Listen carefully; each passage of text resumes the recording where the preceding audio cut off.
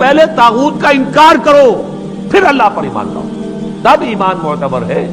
طاغوت کسے کہتے ہیں؟ طغا سے بنا ہے، طغا طغیانی، دریا اپنے حدود کے اندر بہ رہا ہے لیکن اب یہ کہ اس کی پانی ادھر چھلک گیا ہے، اپنے حدود سے کناروں سے نکل گیا، اسے کیا کہتے ہیں؟ طغیانی۔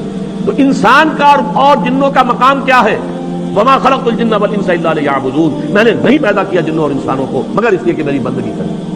جو حد بندگی سے تجاوز کرے گا وہ طاغوت ہے، چاہے وہ ایک فرد ہو، کوئی ادارہ ہو، کوئی ریاست ہو۔ میں نے یہ تین چیزیں گن دی ہیں۔ انفرادی حیثیت سے میں اپنے حد بندگی سے تجاوز کرتا ہوں اگر، تو میں طاغوت ہوں۔